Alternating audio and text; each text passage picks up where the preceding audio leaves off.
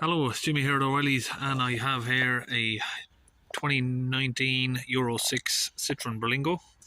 We're going to do a service on it, so let's see what we have to do to get it all done. So just over here you have the air filter box, 3 screws across the top. We have a fuel filter over here. We will have an oil filter in here, and the oil is underneath. So first we're going to press these tabs and open off the air inlet pipe, give it a twist and pull it out. Now we can see the oil filter. So we'll pull up the dipstick, crack open the oil cap. We'll use the size 27mm to go directly onto the oil filter there. Just push that in place and we'll crack it open.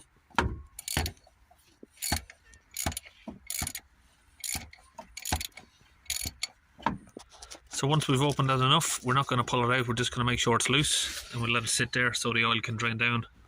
So we're going to raise the vehicle up on the left hand side, which is the passenger side. Reason for that is the sump is on this side, so if we tilt the passenger side up, we'll have more of a flow coming to this direction. 21mm socket to crack open the sump nut there. Then we'll use this handy little tool from Laser here. Just sticks to the oil sump and we can unscrew it. I'll just show you without getting our fingers dirty. Now we can leave the oil sump there, the oil sump plug, sorry, while the oil's pouring out, and we haven't got our fingers in the oil. So now the oil's draining from underneath there, we can come back up to the top and we'll start to slowly pull out the oil filter housing, the oil filter cap. I'm going to need to use my 2 hands just so I can lift this tube a little bit out of the way to pull it out. And as long as you've waited a little while there, you should be able to pull it out without any drips. Now we've got the cap out, we'll just use a little pick tool to pull off the seal there. And we've got the new filter here to go on. All of these parts are from Blueprint. Oil filter, fuel filter and an air filter. So this particular vehicle takes 3.7 litres, but I've got 4.5 in here because I put a little bit in first. So with the oil sump open, I'll usually put a half a litre in just to wash it down. Then you'll suddenly see oil flowing out again. So I'll wait until that's out. You can see there that's already black, that's the new oil that I just put in. Completely black already. That just rinses the old oil out, anything that's left in the bottom of the sump. Once we've stopped dripping, we just use the magnet tool again to get the sump plug back on. Once the sump plug's on, we can then tighten it up with the ratchet. Oil sump back on, we'll fill it back up with 3.7 litres. And it is 5W30. Now we just dip it and check it a couple of times to be sure, and we'll leave that 2 notches down from the full.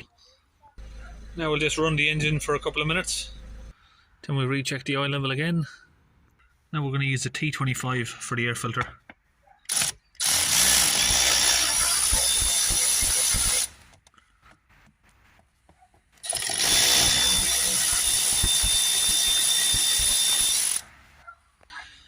We'll come over here, disconnect that. Disconnect it from that end, disconnect the plug just by pulling the tab there. Pull those tabs and pull that out. Now we can just get this top of the airbox out. In this particular van it's a little bit tight to get the air filter out. Now that that's out of the way, we can take out with the old and in with the new.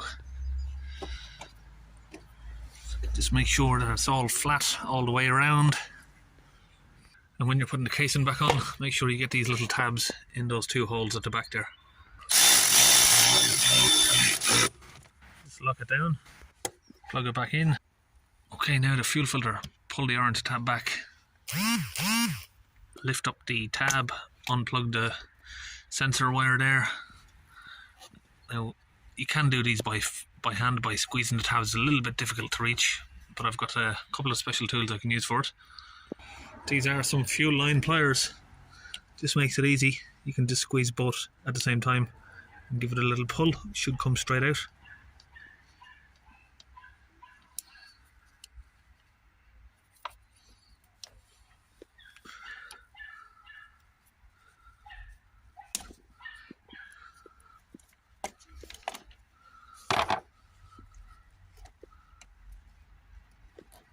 So we're going to need to remove this one first, just so that can come out.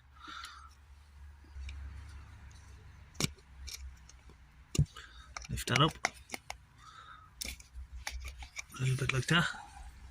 Once that's fully up, press down on the white tab and pull at the same time. We've got both fuel lines out.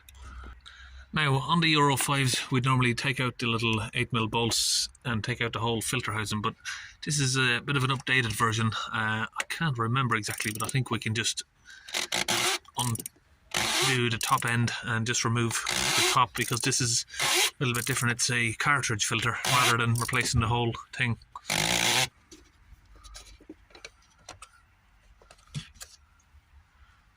So we've got the old filter in there.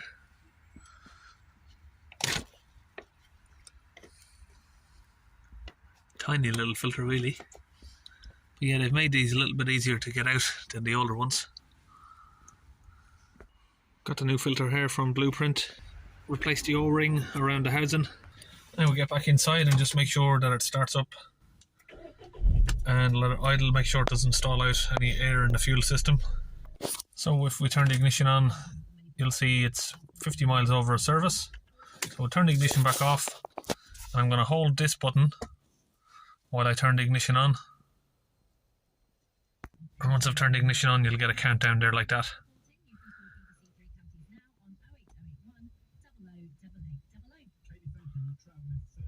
Now we can let go, turn off the ignition, turn it back on, and then we have 15,600 miles left for our next service. Start it back up and let it idle again for just a minute or two.